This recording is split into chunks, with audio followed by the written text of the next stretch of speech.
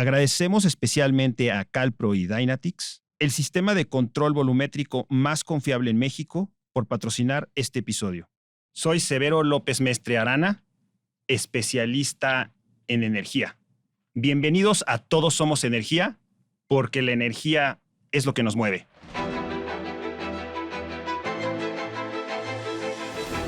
Tenemos el gusto de recibir el día de hoy a Roxana Muñoz, vicepresidenta de Crédito Senior de Moody's para México y Latinoamérica. Bienvenida, Roxana. Muchísimas gracias, un honor estar contigo. El día de hoy vamos a conversar de cómo ve Moody's el panorama energético de México visto desde la óptica de Pemex. Pemex es la empresa más grande de México. Además, se dedica a una actividad que es la industria petrolera, que es estratégica en cualquier país. Sin embargo, tiene un cordón umbilical y un vínculo con las finanzas públicas y con el Estado mexicano que lo hace único. Energía personal. ¿Quién es Roxana Muñoz? La mujer, la esposa, la estudiante, la profesionista, la consejera de voz experta y la vicepresidenta de Crédito Senior de Moody's para México y Latinoamérica. ¿Quién es Roxana? Bueno, Roxana es una mujer. Soy contadora. En la parte profesional yo soy contadora, estudié contaduría pública y tengo una maestría en finanzas, las dos en el TEC de Monterrey. Soy una persona muy curiosa, entonces a la par he estudiado gastronomía, pintura, cursos de espiritualidad y yo creo que eso me ha ayudado en mi vida a tener 4 trabajos diferentes dentro de Moody's. Entonces, actualmente soy vicepresidenta, Senior Credit Officer en Moody's, pero llevo 19 años en la empresa. Empecé analizando estados y municipios, organismos públicos. Después mi curiosidad me llevó a ser analista de infraestructura y finalmente brinqué a corporativos, ¿no? Y actualmente hoy soy analista de Oil and Gas. Tengo a mi cargo la calificación de las petroleras de la región como Pemex, Ecopetrol en Colombia, Petroperú y algunas otras de la región latinoamericana. Y bueno, también soy esposa, soy hija, soy tía, soy voluntaria. Me encanta el voluntariado, sobre todo con niños. Entonces yo creo que esa es Roxana. Diálogo energético. Roxana, ¿qué es una calificadora y para qué sirve? Esa es una excelente pregunta que muchas veces me la hacen, porque siempre decir que trabajo en calificadora no es algo sencillo, ¿no? Y no es algo a veces tan sencillo de explicar. Creo que un símil es como un buró de crédito para empresas. Entonces, una calificadora, en particular Moody's, está dividida en diferentes negocios y uno de ellos es otorgar calificaciones. ¿Pero qué es? Una calificadora es una empresa privada, independiente. No pertenecemos al gobierno, o sea, somos una empresa privada que evaluamos si las empresas, los gobiernos o cualquier entidad que pueda pedir deuda puede o no puede pagar su deuda. ¿Es una especie de buró de crédito? Sí, es una especie de buró de crédito porque vemos, o sea, la calificación lo que refleja es, puedes o no puedes, el riesgo de no pagar tu deuda. Entonces, ¿y para qué es importante? Porque las empresas o las entidades como un gobierno que utilizan las calificaciones, al final del día piden prestado y su tasa de interés va a depender de la calificación. Entonces, esta es la finalidad principal, ¿no? Que los inversionistas y la gente sepa a través de esta calificación si una empresa o si un banco o si un municipio puede o no puede pagar su deuda. ¿Qué es una calificación? Fitch, Moody's, Standard & Poor's tienen como un sistema de calificación. ¿Qué es una calificación de manera general, sencilla? ¿Cómo está más o menos organizada esa parte? Sí, las calificaciones no son numéricas, o sea, no ponemos 1, 2, 3, 5, 10 como en una escuela, por ejemplo. Las calificaciones aquí van a ser letras y estas letras tenemos 21 diferentes calificaciones. Estas letras es la AAA, que esa es la mejor calificación, que no significa que algo esté bien o mal, sino significa esta AAA, que es la calificación más alta, quiere decir que las entidades calificadas con una AAA van a pagar su deuda con la mayor probabilidad. O sea, es decir, si nosotros tenemos dinero y queremos invertir, entonces el menor riesgo va a ser invertir en acciones, en países, en bonos que tengan calificación AAA.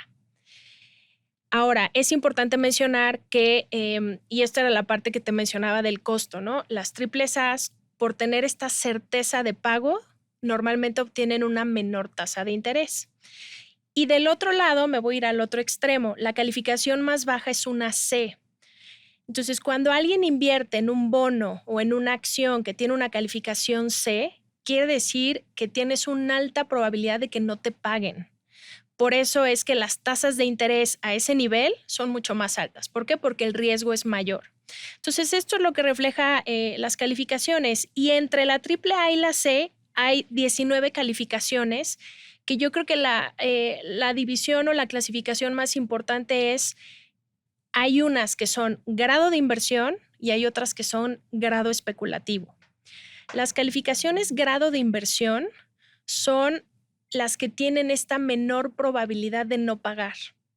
Entonces, las inversiones, entre comillas, más seguras son las de grado de inversión y por eso es siempre el interés de las compañías o del gobierno de mantener un grado de inversión. ¿Por qué? Porque pagan menos intereses. Esta parte es bien importante porque la calificadora la debemos de entender, por lo que me estás diciendo, como una brújula.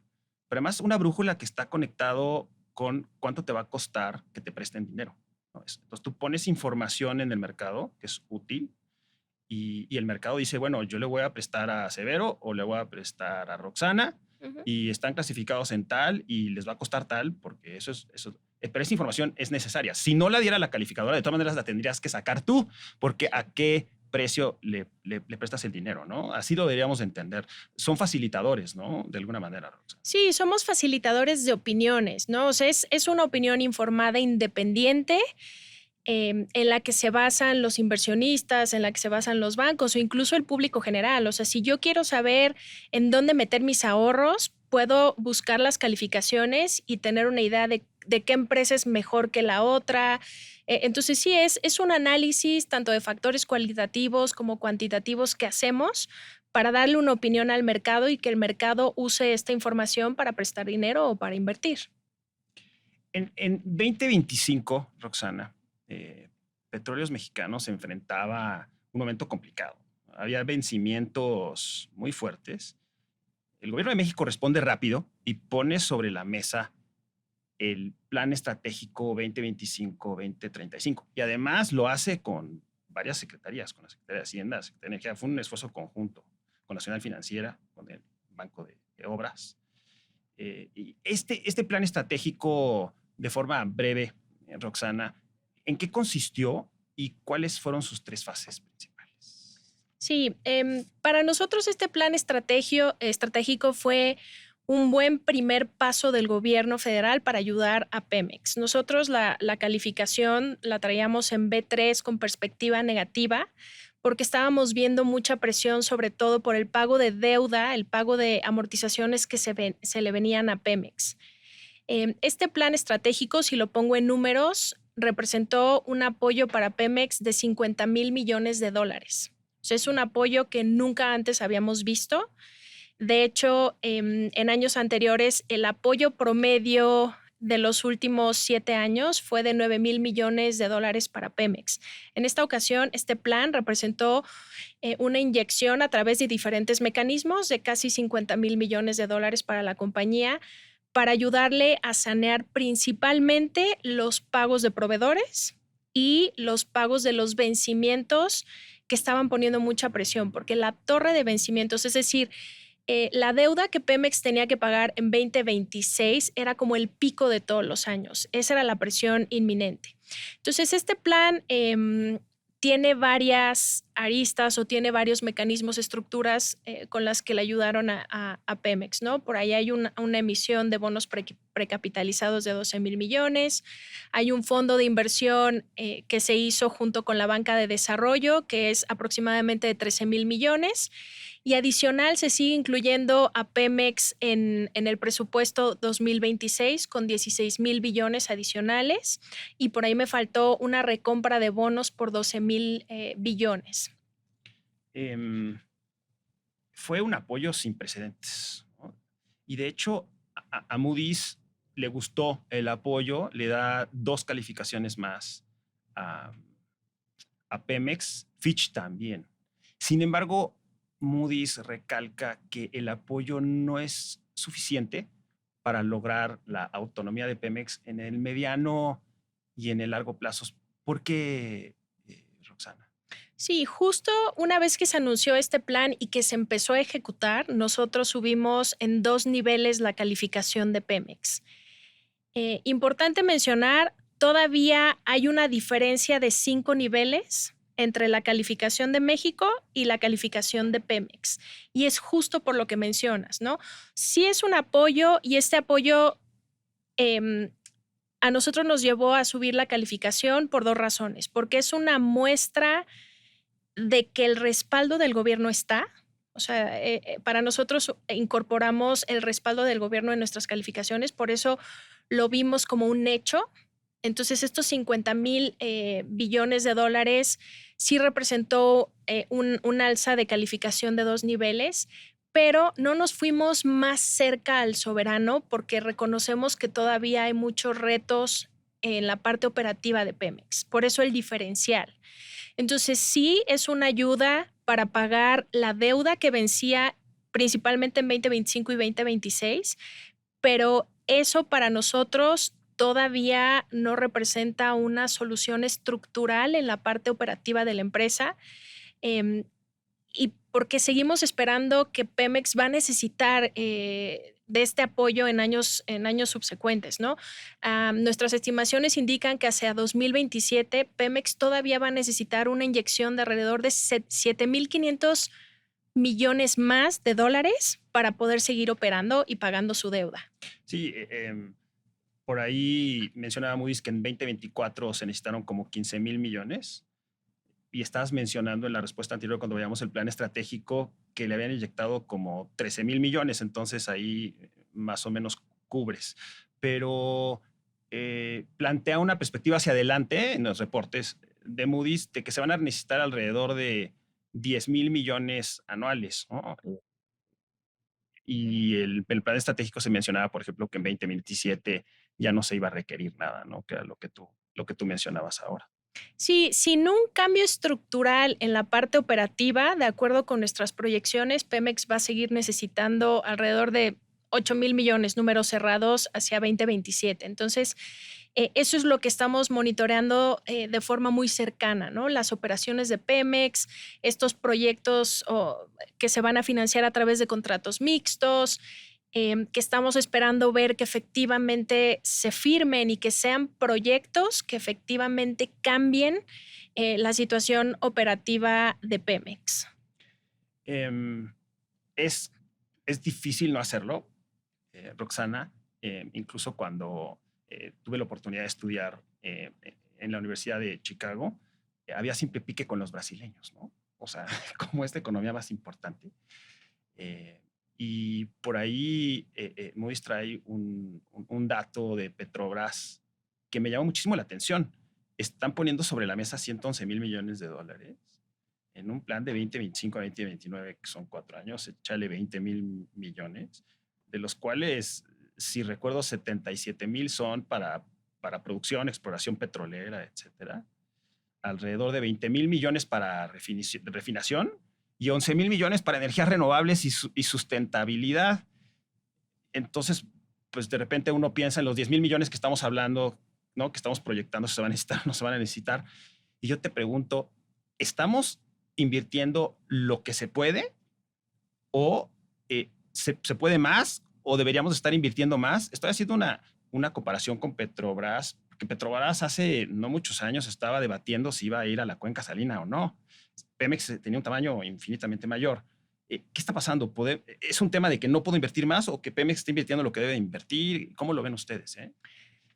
Sí, Pemex tiene muchos retos y ahorita te mencionaba que este plan estratégico del gobierno fue un buen primer paso, porque creo que para invertir en infraestructura, primero el gobierno y Pemex tenían que solucionar la parte financiera.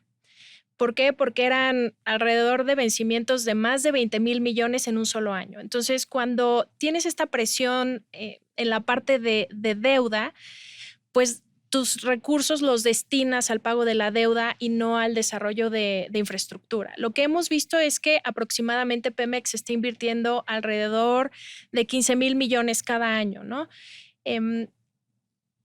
Y Petrobras está invirtiendo mucho más, pero porque Petrobras no trae ya estos retos que antes sí veíamos, ¿no? Petrobras antes tenía una calificación mucho más baja, pero por ahí empezó a vender refinerías, empezó a cambiar el modelo de negocio y ahora incluso está a la par del gobierno su calificación, ¿no? Entonces sí hubo una mejora. Entonces yo creo que este primer paso... Perdón, eso es importante. La calificación de Petrobras es mejor que la de Pemex en este momento. Sí, está 3 niveles por arriba de Pemex. Entonces, este primer gran paso me parece que si se llegan a atender los temas operativos, puede Pemex tener una mayor holgura para inversión. Pero ahora es como un círculo vicioso, ¿no? No tienes recursos, pero entonces tu producción está cayendo, pero entonces no inviertes, pero entonces sigue cayendo más y no generas estos recursos para invertir. Por eso, este plan, y esto sí es algo que en Moody's reconocemos de este gobierno, es la apertura otra vez a la inversión privada, ¿no?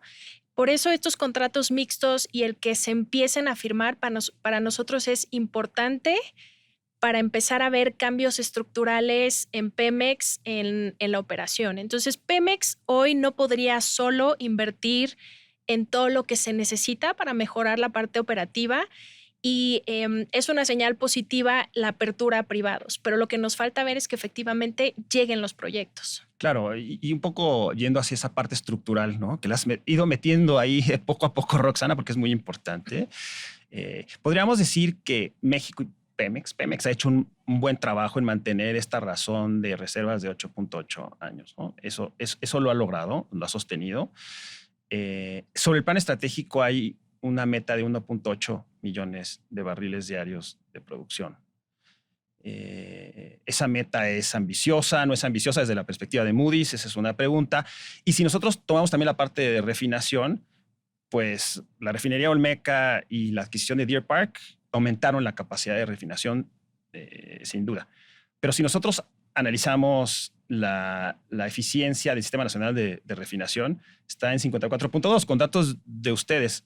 Y para nuestro auditorio eso quiere decir que de cada barril de petróleo extraen 54.2 de producto, que está por debajo de los parámetros internacionales.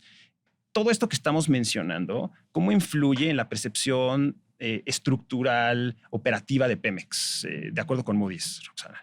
Sí, claro, y justo por eso cuando nosotros tuvimos la acción de calificación, la calificación de Pemex la podemos dividir en dos partes. Uno es la calificación de Pemex sin el apoyo del soberano, que está en CA, o sea, está abajo de la escala que mencionábamos. ¿Qué significa CA para el auditorio? CA, la calificación más baja es C, la que le sigue es CA. O sea, es la segunda calificación más baja que tenemos en la escala. Y esto quiere decir que la probabilidad, o sea, que Pemex solito, sin el apoyo del gobierno, no puede pagar su deuda. Entonces, los inversionistas o los tenedores de esta deuda ya hubieran tenido pérdidas. O sea, eso es lo que significa esta CA, que Pemex solito tiene una alta probabilidad de incumplir en el pago de la deuda. Correcto. Ahora, ¿qué refleja esta CA? Y son muchos temas los que tocaste, entonces voy a tratar de irme uno por uno, porque todos tienen un impacto en la calificación. El primero, las reservas. Sí, Pemex ha logrado mantener las reservas. Las reservas significa el petróleo que ya está, o sea, los hallazgos de petróleo probados que se pueden desarrollar. Esos son las reservas. O sea, es el petróleo que Pemex, pues sí, todavía está en parte que hay que desarrollar para producir, pero ya es algo que Pemex puede utilizar como respaldo para que sea viable hacia el futuro. Entonces, por eso las reservas son tan importantes. Tú tienes deuda que vence en 30 años. Si tus reservas son de 8 años, quiere decir que al menos los siguientes 8 años tienes petróleo para producir y generar ingresos. Por eso es tan importante que estas reservas, o sea, que Pemex siga explorando para incrementar el año de reservas. El plan estratégico dice que de estos 8.8 años, la meta es tener 10 años, lo que significa que Pemex tiene que invertir en exploración, que eso es todavía un pendiente que tenemos, ¿no? Ver que efectivamente el gobierno y Pemex estén explorando para encontrar nuevas reservas y lograr tener esta seguridad de que vas a poder pagar tu deuda en los siguientes 30 años, o los ingresos, o las nóminas. Esta parte es bien importante porque son las famosas 3Ps, ¿no? Reservas probadas, sí, posibles, ¿no? Y en este momento son reservas probadas, o sea, reservas, sí, que no estás especulando, porque la probabilidad de hallazgo va aumentando. Son 8.8 años de petróleo que podríamos convertir en flujo, podríamos decir, ¿no? Exactamente. Es lo que nos quieres decir. Exactamente. Okay. Entonces, esa es la primera parte, ¿no? Que queremos ver a un Pemex que sigue reemplazando las reservas, que al menos se mantienen en 8.8 años cada año. Entonces, eso es lo primero. Desde el punto de vista de la calificadora, creemos que todavía no vemos estos proyectos ya firmados para incrementar reservas. Después viene la parte de producción, que la producción ha ido disminuyendo y sigue disminuyendo. Sí, el día de hoy por ahí veía que parece que ya se firmaron 5 contratos mixtos, lo cual puede decir que la producción al menos esperaría que se empiece a estabilizar esta caída. Pero lo que queremos ver es que lleguen contratos junto con los privados que sean detonantes de un incremento de producción. Pero estos proyectos son muy grandes y normalmente toman de 3 a 5 años en desarrollarse. Entonces, la meta que mencionabas de llegar a 1.8 millones de barriles diarios de producción, si no vemos los contratos firmados ya, difícilmente vamos a ver que al final de esta administración se dé esta producción. Entonces, ese es el gran pendiente, ¿no? Ver que efectivamente proyectos que cambien la producción, o sea, que sean un game changer, que de verdad detonen un incremento importante, lleguen ya. Ese sería otro de los retos. Y refinación es el segmento que está generando pérdidas. De hecho, las pérdidas operativas en 2024 fueron de 15,000 millones. Estimamos que las pérdidas operativas en 2025 van a ser alrededor de 7,000 millones. Entonces, es el negocio de Pemex que está generando estas pérdidas. ¿Y por qué se generan? Acabas de mencionar Deer Park, acabas de mencionar la refinería Olmeca, pero también están las 6 refinerías del Sistema Nacional de Refinación. Para hacer un comparativo, y tú también mencionabas el 54% de eficiencia, ¿no? Esto significa que tú metes un barril de petróleo y 54% sale en gasolina, en diésel, en turbocina, y el otro porcentaje, la mayoría se está quedando en combustóleo. ¿Por qué? Porque las 6 refinerías, que son las que existían, las refinerías viejas, no son eficientes. Entonces, hay de dos: o cierras algunas refinerías, que no es el plan de la administración, o las haces más eficientes. Pero hacerlas más eficientes significa les tienes que meter recursos para mejorarlas, darles mantenimiento, o tener la dieta de petróleo adecuada para que se usen de manera eficiente, lo cual significa importar petróleo a lo mejor de otros países. Entonces, el principal reto es que sí, estas 6 refinerías no están siendo eficientes, están generando mucho combustóleo, los costos son muy altos. Y sí nos ayuda Deer Park, porque Deer Park opera en Estados Unidos, con regulaciones de Estados Unidos. Esa es una refinería muy eficiente, que este 54% allá es arriba del 80%. Y la Olmeca todavía le falta inversión para que ya esté funcionando a un 90%. Entonces, falta inversión, falta mantenimiento, falta una dieta adecuada. Entonces, es de los principales retos operativos que tiene Pemex. ¿Tienen algún estimado de cuánto más o menos se requeriría de inversión como para poner a punto el Sistema Nacional de Refinación fuera de Del Olmeca y Deer Park, que ya están en la cancha correcta? Más o menos Moody tiene un estimado, Roxana. Para las 6 refinerías no, pero por ejemplo, ahorita que me decías, la Olmeca es otra cosa. Todavía nosotros esperamos que ahí se necesitan al menos 500 millones para poder manejar la producción. Entonces, sí es una refinería que va a ser mucho más eficiente siempre y cuando se termine bien la inversión. Y para el otro sistema, no tenemos esta estimación, pero sí son recursos importantes que representarían, yo creo que al menos un año de CAPEX de Pemex, ¿no? Que ahorita en este momento Pemex no tiene esta capacidad de financiamiento. Hay un juego muy complicado entre eh, tengo que mejorar la cuestión estructural y operativa de Pemex porque necesito recursos, que tú lo mencionabas hace poco. Y para obtener recursos necesito inversión, pero también necesito el apoyo del gobierno. Y eso me lleva a otra pregunta.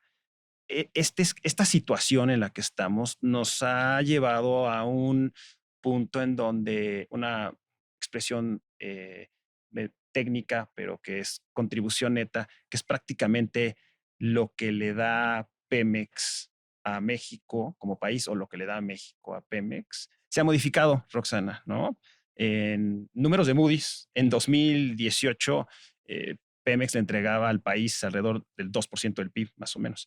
Y en 2024 fue al revés. México le entregó 0.5% del PIB a Pemex. ¿Qué implicaciones tiene eso para las finanzas públicas? Porque también hay esta idea de que, pues no importa, ¿no? El gobierno puede seguir apoyando. ¿Hay un límite? ¿No hay un límite? ¿Le podemos seguir entrando así? ¿Quién tiene que ganar, ¿no?, en la carrera? ¿La parte operativa tiene que alcanzar rápidamente? ¿Qué tanto juego tenemos? Por ahí va la pregunta. Sí, esta contribución neta, ¿qué significa? Pemex tenía, bueno, no, tiene un pago de impuestos y la federación le ha estado dando respaldo, ¿no? Entonces, en el neto, Pemex en 2018 sí contribuía como con 2 puntos del PIB. Ahora, importante mencionar, durante el gobierno de Andrés Manuel y durante este gobierno, la tasa de impuestos, el famoso DUC, que no son, es derecho de utilidades compartidas, disminuyó. Antes era 60 y tantos por ciento, hoy tenemos el derecho petrolero para el bienestar, que es del 30%. Entonces, un poco es esta disminución o esta contribución negativa de Pemex hacia el gobierno, en parte es porque se le redujo la tasa de impuestos, pero también porque Pemex está siendo menos productivo, está teniendo menos utilidades. ¿Qué significa para el gobierno? Que en lugar de recibir liquidez, está teniendo que desembolsar de otros recursos para poder apoyar a Pemex. Entonces le pone presión en la parte fiscal al país. Y ahora esto tiene varias implicaciones, ¿no? Uno, que este déficit lo tenga que fondear el gobierno a través de deuda, pero también es bien importante y muchas veces se deja a un lado el impacto que tienen estados y municipios. Los estados y los municipios reciben un ingreso que se llama participaciones y las participaciones se alimenta de impuestos como el IVA y el ISR y otros, pero también se alimenta de los ingresos petroleros.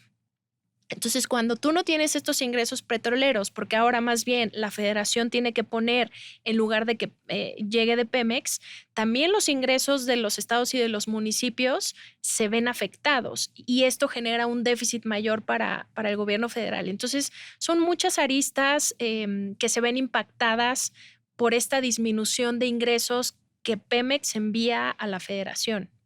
Este dato es importante porque a veces se piensa que el presupuesto es una especie de bolsa abierta eterna, como cuerno de la abundancia, ¿no? Y es una bolsa cerrada, que tiene, pues, 10 bolitas, ¿no? Y tú puedes repartir esas 10 bolitas como tú quieras, pero sí hay un límite Entonces sí hay un tema de tiempos y de resultados, ¿no? Por lo que me dices. Sí, absolutamente. Y por eso tenemos una calificación de México con perspectiva negativa. ¿Por qué es limitado? Porque parte de esta necesidad de Pemex y también de estados y municipios y de otras entidades se refleja en el déficit fiscal del gobierno, que se tiene que fondear a través de deuda.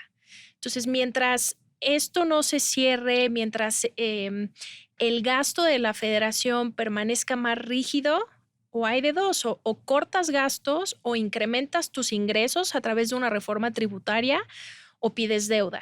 Entonces, sí, esa es la manera en la que se fondea, ¿no? Si tú no reduces el déficit fiscal, bueno, pues significa que vas a necesitar acceder a los mercados, incrementar tu deuda para fondear todos estos gastos que están ahí.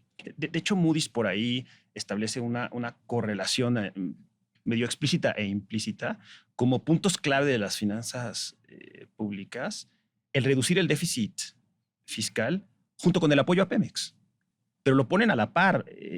¿Por qué lo ponen a la par? ¿Es tan importante, Roxana? O sea, la dimensión del apoyo a Pemex es tan importante como la obligación de reducir el déficit fiscal. No la obligación, pero el compromiso, ¿no? Sí, para ponerlo un poco en perspectiva numérica, ¿no? Hoy la deuda del gobierno con respecto al PIB representaba más o menos 47 puntos del PIB.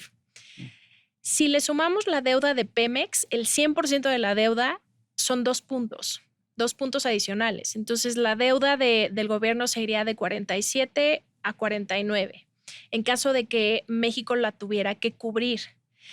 Pero si aunado a eso, cada año, o sea, esta transferencia de 50,000 millones representa la mitad de la deuda de Pemex. Entonces, la transferencia en un año subió, representó 1 punto del PIB.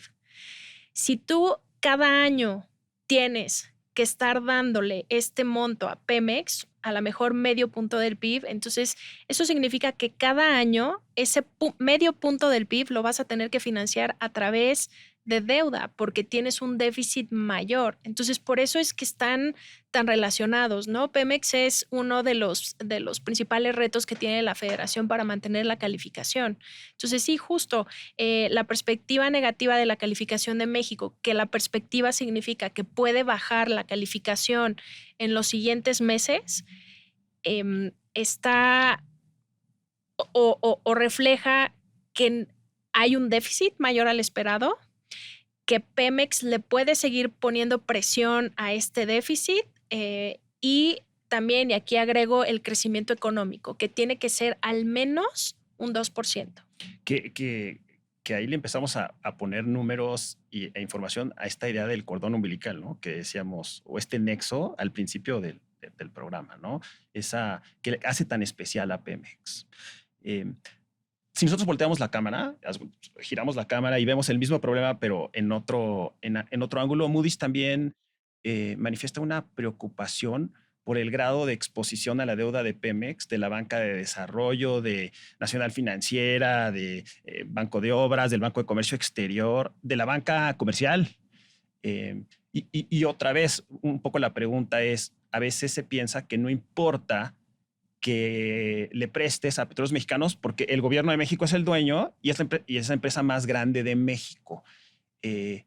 ¿Por qué hay una preocupación, Roxana, de prestarle a Pemex? Y vamos viendo que todo tiene su límite, hay un balance, ¿no? ¿Por qué hay esta preocupación?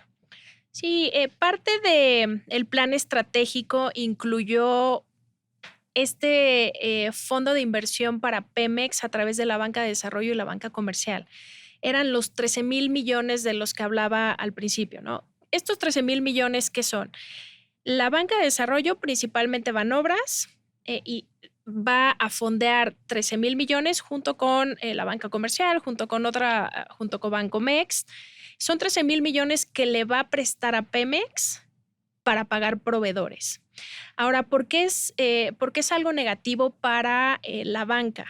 Porque la banca, o sea, las regulaciones internacionales lo que te dicen es que para tener una banca sana, no debes de tener exposición a un solo sector o exposición a un solo nombre. 13,000 millones de dólares es importante para la banca de desarrollo. Entonces, ahí el riesgo que nosotros vemos es un riesgo de concentración, de que tu cartera dependa solo de un sector o de un solo cliente. Por eso es que nosotros cuando salió este programa, sí mencionamos que para la banca de desarrollo, que van a ser quienes van a poner la mayoría de los recursos, es negativo. Ok, es lo que se había que hacer, es un apoyo sin precedentes, pero cuidado, ¿no? Es un poco el mensaje de Moody's. Es inevitable brincar de uno a otro lado, ¿no, Roxana? Entre Pemex y México, ¿no? Y la calificación de México, y me gusta cómo lo pone Moody's porque dice prácticamente está hecha, es muy lógico, es muy técnico, pero una vez que lo ves es muy lógico lo que hacen ustedes, me parece, Roxana. La calificación de Pemex es todo lo que suma y todo lo que resta, ¿no? Y lo que suma de México es que es una economía grande, que es una economía diversificada, ¿no? Que tiene resistencia a los shocks. Y ahí entra el tema, la importancia, y hay que recalcarlo, del Banco de México, de la política monetaria. Ahí está, está en la calificación. Qué importante. Pero por el otro lado, lo que resta, y me llamó la atención que en lo que resta, así explícito ponen debilidad institucional con respecto a sus pares. Entonces surge la pregunta de ¿a qué se refiere Moody's con debilidad institucional y quiénes son los pares, ¿no? ¿Con quién nos está comparando? Sí, este es uno de los factores, como bien mencionas, bueno, voy a regresar un poquito, ¿no? La calificación toma en cuenta factores tanto cuantitativos como cualitativos. Economía, ingresos, métricas, deuda, todo eso entra en la parte cuantitativa, pero lo cualitativo también pesa en la calificación, o sea, sí es algo que monitoreamos. Específicamente este es un factor que habla de las instituciones, ¿no? Del marco institucional y en México sí lo vemos como una de las principales debilidades. Y aquí yo creo que voy a separar dos. México tiene grado de inversión todavía, está dentro de los BAAs, que esta es la calificación como el último rango de calificación de grado de inversión. Entonces, México todavía es un grado de inversión. ¿Cuáles son sus pares? Ahí tenemos países como, por ejemplo, Perú, Colombia, Indonesia. Hay varios que están comparando a esto. Estos son con los que comparamos a México, porque la calificación es algo relativo. O sea, siempre la calificación va a ser comparado con alguien más. O sea, es un ranking, la calificación es un posicionamiento de cuáles son los países con calificación más alta y ahí vamos viendo y comparando estos factores para posicionar a los demás. Entonces, en este factor en específico, que es una de las debilidades, yo creo que aquí reflejamos que institucionalmente hay factores que comparan con países que están calificados mucho más abajo de México, que ya no son grado de inversión. Un Brasil, El Salvador, Guatemala, otros países centroamericanos. Y estos factores en específico son, por ejemplo, el control de la corrupción, el sistema judicial.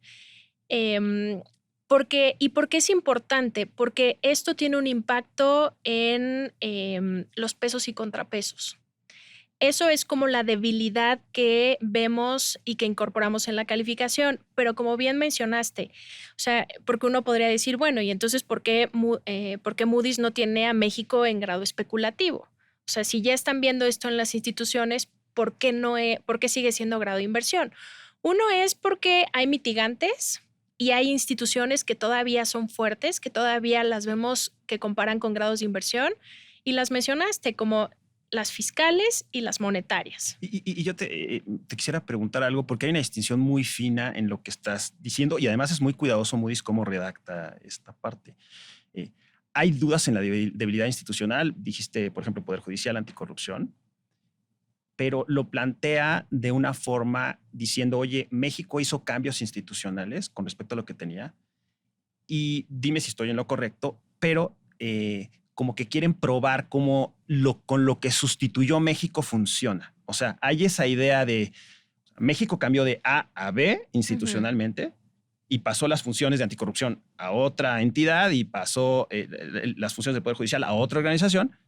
Y Moody's lo que está haciendo y otras calificadoras es vamos a ver qué tal funciona un poco eso es lo que se capta en los reportes. ¿Es lo correcto? O sea, Sí. no es que digan, no, es que estructuralmente el diseño no nos gusta, sino necesitamos ver los resultados del diseño, ¿no? Sí. ¿Por ahí va? Sí, y es una pregunta importantísima, porque las calificaciones, y esto es algo bien importante, ¿no? Que me gusta siempre resaltar, las calificaciones reflejan, puedes o no puedes pagar tu deuda. O sea, eso es lo que es una calificación.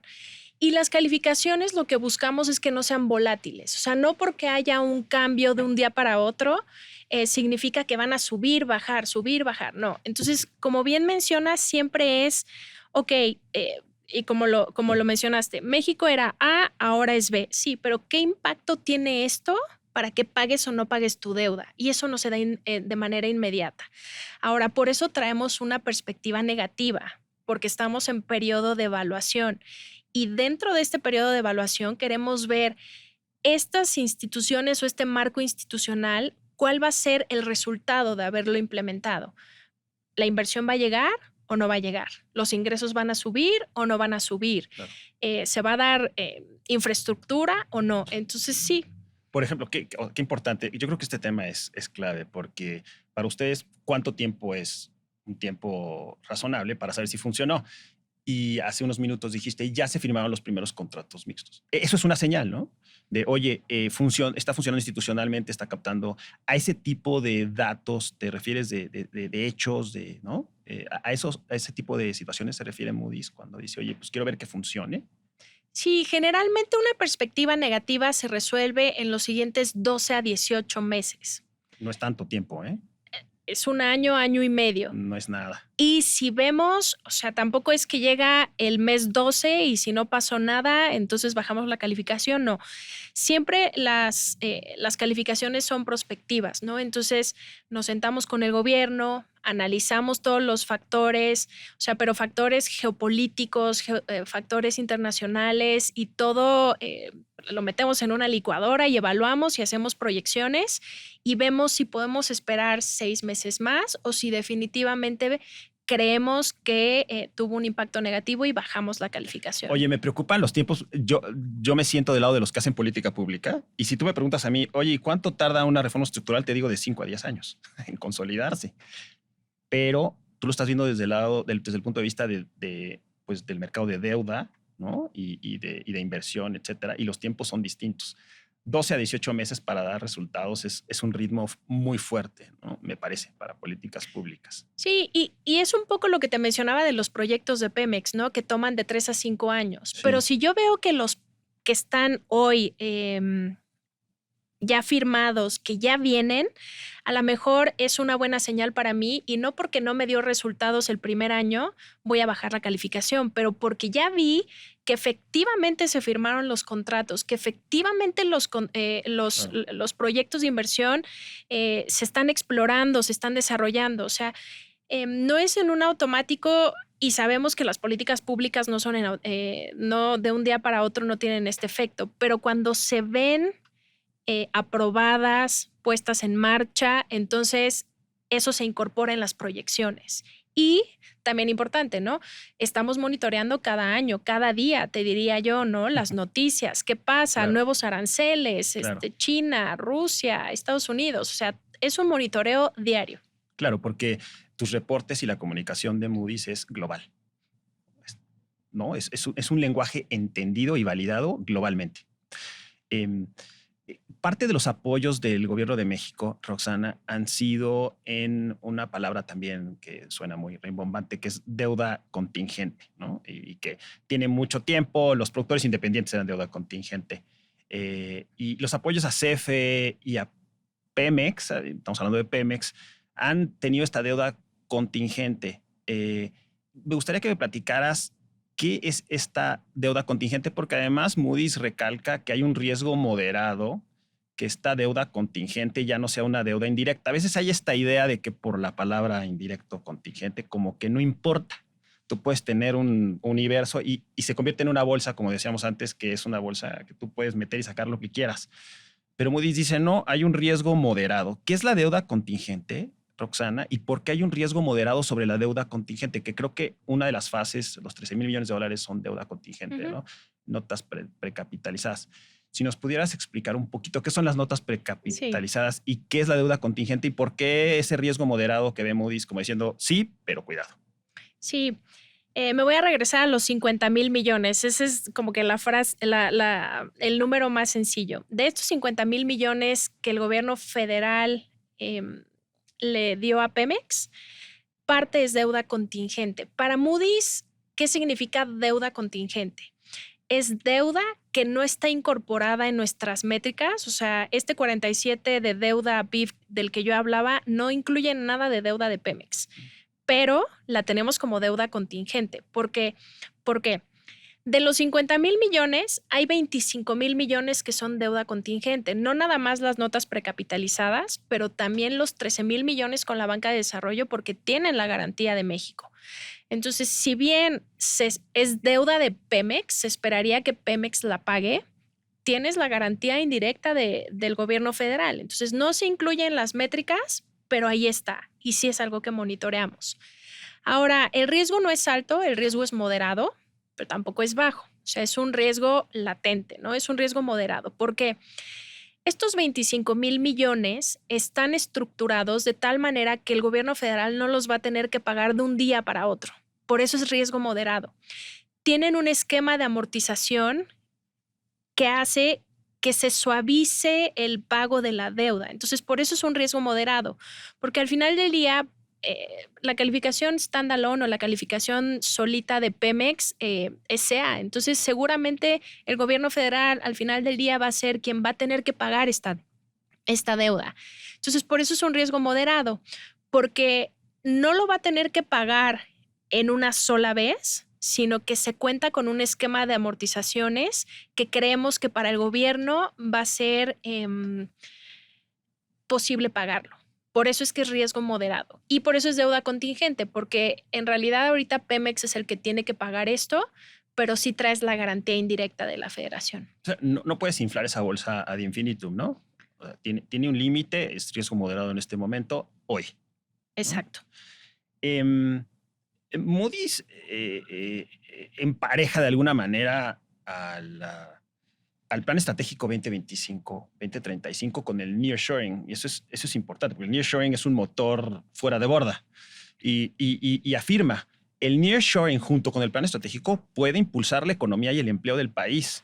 Eso está fuerte, porque imagina un motor fuera de borda que es el nearshoring y ahora ponle otro que es el plan estratégico. O sea, qué fuerte, le vuelve a dar contenido a la idea de sin precedentes, pero también agrega algo y dice siempre y cuando se den los incentivos adecuados a la inversión privada, que es el tema que hemos traído últimamente de que no se detona la inversión privada, sobre todo la nacional, que es la más grande, porque no hay los incentivos correctos. Y utiliza la expresión incentivos correctos, Moody's. ¿A qué se refiere Moody's con incentivos correctos para detonar la inversión? Sí, el nearshoring, como bien mencionas, y también es algo que incorporamos en la calificación de México, ¿no? Te decía que para estabilizar la calificación, el crecimiento económico debería de estar alrededor del 2%. Si el nearshoring se diera, sí vemos que este 2% incluso más se podría alcanzar. Ahora, como bien mencionas, mencionamos la parte de incentivos correctos. ¿Cuáles son los riesgos que estamos vislumbrando? Y lo voy a dividir en dos, porque el plan estratégico, el propósito es detonar la economía local, o sea, los empleos locales, la producción local, pero no podemos dejar afuera la parte internacional, ¿no? Entonces, ahorita 2026 va a ser un año complicado porque se viene la revisión del TEMEC. Eso genera incertidumbre. Entonces, eso es lo primero que no depende de este gobierno, ¿no? O sea, me refiero a que no depende de este gobierno porque no es un problema local, sino es un problema ya con tus socios comerciales. Entonces, eso es lo primero, ¿no? Que tiene que haber esta certeza de que para los empresarios y para el nearshoring, de saber o de tener un poco más de certidumbre en términos de qué va a pasar con el TEMEC, en términos de qué va a pasar con aranceles. Entonces, las tensiones geopolíticas también impactan el nearshoring. Hablando de lo doméstico, sí hemos identificado varios riesgos que se relacionan con estos incentivos, ¿no?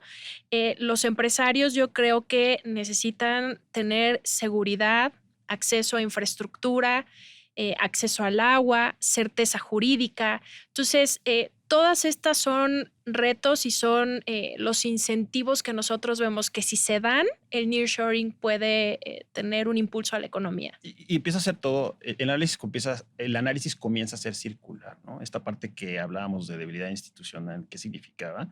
Y esta idea muy fina de hay un nuevo arreglo institucional, pero el arreglo institucional tiene que dar resultados rápido porque lo están esperando, ¿no?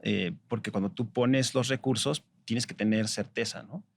Incluido el gobierno federal como inversionista, también tiene que tener certeza sobre, ¿no? Sobre el resultado de los arreglos institucionales.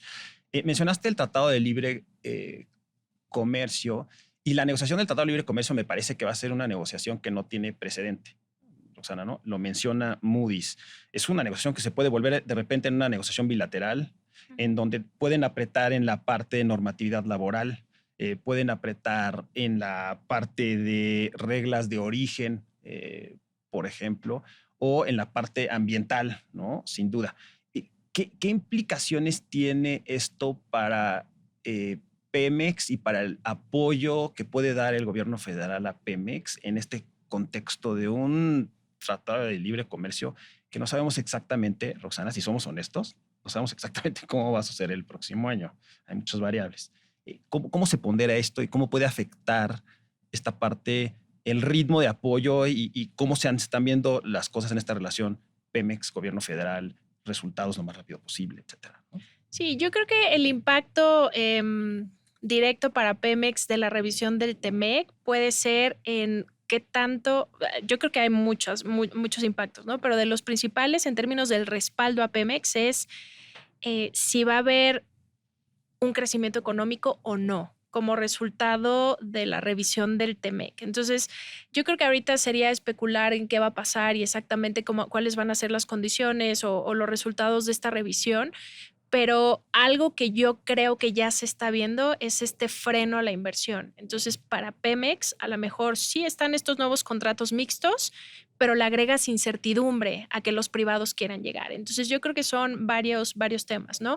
Si llegan o no llegan las inversiones privadas, cómo va a ser la relación con Estados Unidos, porque, a ver, Pemex le vende petróleo a Estados Unidos. Entonces, hay una relación muy estrecha entre no nada más Pemex, sino todo México con las exportaciones, que son algo importantísimo para la economía. Entonces, yo creo que es uno, en qué momento van a llegar estas inversiones. Como no tenemos todavía la conclusión de esta revisión, hay incertidumbre. Después, si efectivamente se va a detonar el crecimiento económico o no como resultado. Y eso significa si va a haber ingresos adicionales o no para la federación y si van a tener capacidad de dar este respaldo a Pemex hacia adelante. Si permanecen todas las cosas o todo el estado de cosas como lo tenemos ahora y se firma el tratado si simulamos ahora un escenario, Roxana, en donde ya te doy el tratado de libre comercio firmado, ¿se mejora la calificación de México y la situación de México, Pemex, etcétera, solamente con esa variable? No, y yo creo que regreso a tu pregunta anterior, ¿no? O sea, siempre tenemos que ver y asegurarnos de que eso va a tener un impacto Ya me contestaste positivo. con una pregunta. Ya te estás defendiendo. No, porque no es nada en automático. O sea, como bien mencionabas, Claro. las políticas públicas y todos estos eventos siempre hay que ver cuál es el impacto y si de verdad va a tener un impacto positivo o no, pero no. Y las calificaciones no se mueven nada más por un evento. Siempre hay que ver el impacto más allá de firmar o de cerrar esta revisión. Aunque sin duda el impacto institucional es muy importante, ¿no? Sí.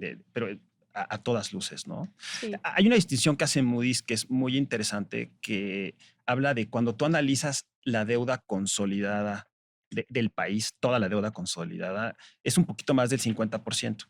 Y eso nos coloca por debajo de calificados similares, ¿no? Uh-huh. Parece ser que eso no es un tema, porque de repente salen esas cifras, ¿no? Y que se analizan en los medios, etcétera. Pero las broncas empiezan cuando tú analizas cuánto tienes que pagar por la deuda, el servicio de la deuda, ¿no? Y ahí me parece que los números son alrededor del 17% de tus ingresos totales, Uh-huh. contra el 10% en promedio de calificados similares. ¿Qué impacto tiene eso sobre las finanzas públicas y sobre esta relación entre Pemex y el gobierno federal? Sí, y esto es muy importante porque la calificación de México no, o sea, la perspectiva negativa no es estamos muy endeudados, porque todavía tiene capacidad de endeudamiento. Como bien mencionas, México tiene alrededor de 47 deuda PIB, sin considerar a Pemex, a CFE, y la mediana está por arriba del 50%. Entonces, el tema de la perspectiva negativa no es el stock de deuda, no es cuánta deuda tiene, sino lo que está pagando por ella. Ujú. O sea, 17% de tus ingresos totales los usas para pagar intereses. No somos los más endeudados, pero sí somos de los que más intereses pagamos. Correcto. Entonces, yo creo que esa es la comparación con los otros países, ¿no? Los otros países pueden tener más deuda, pero tienen una tasa de interés más baja. En el caso de México, 17% de tu presupuesto lo consumes solo para pagar intereses. ¿Y esto qué significa? Que tu presupuesto se vuelve más rígido. Entonces, te queda menos espacio para infraestructura, para el desarrollo, Y porque para salud, para pensiones, te para... quita ese espacio. Este 17% de intereses que pagas lo podrías estar utilizando en otras cosas, pero no, se usa para pagar el costo de la deuda. Ok. Em, por último, Roxana, em, ¿cómo pondera Moody's el riesgo ambiental de, de México y la transición energética de Pemex? Aunque ahora está de capa caída el tema de sustentabilidad, es un tema más político y coyuntural. Sin duda, el tema estará ahí, ¿no? Por cuestiones de ciencia. Em, ¿Cómo pondera esta parte de obligaciones que quizás pueda tener Pemex hacia adelante, de reducir emisiones, etcétera? ¿Cómo visualiza un poco mandando a Pemex hacia adelante en este nuevo mundo? Sí, para nosotros los riesgos ASG siguen siendo importantes en nuestro análisis, principalmente porque implican inversión. Entonces, si Pemex quiere reducir emisiones, necesitas inversión. Si Pemex quiere reducir la tasa de accidentes, ¿qué necesitas? Inversión en mantenimiento. Entonces, yo creo que sí, a pesar de que tal vez las presiones de financiamiento verde han disminuido, el tema de inversión en CAPEX, inversión en infraestructura, inversión en mantenimiento, ahí está. La góndola. Roxana, si tú estuvieras a punto de tomar el cablebús y fueras a tomar una de esas góndolas, eh, ¿qué personaje de la historia cualquiera, nacional, universal, elegirías en un trayecto relativamente largo en el que podrías conversar con ella o con él? ¿A quién elegirías y por qué, Roxana? Creo que esta es la más complicada. Y es complicado tu tema, ¿no? Pero suele suceder. Em, sí, yo creo que elegiría a Leonardo da Vinci para subirme con él en la góndola y no en Venecia, sino en Constituyentes. Un gigante elegirías. ¿Por qué elegirías a Leonardo da Vinci, Em, Roxana? Leonardo da Vinci, yo lo elegiría por su curiosidad y de hecho me he imaginado con él en la góndola y creo que estaría más interesada en lo que él me podría preguntar que en lo que yo le podría preguntar, ¿no? Me encantaría entender esa mente porque Leonardo era o sea, a lo mejor muchos piensan Leonardo da Vinci, la Gioconda, la Última Cena, pero más que un artista, Leonardo era un ingeniero, era curioso, era un científico, o sea, me encanta que antes de pintar el cielo azul, él se preguntaba, pero ¿por qué es azul el cielo? Pero ¿cómo se mueven los músculos de la cara para pintar esa sonrisa? O sea, para él no nada más era una cuestión de expresar, sino de ir de más allá, preguntarse de las cosas. O sea, una frase que él decía que está en uno de sus cuadernos es, o le recomendaba a sus estudiantes, amárrate un cuaderno a la cintura.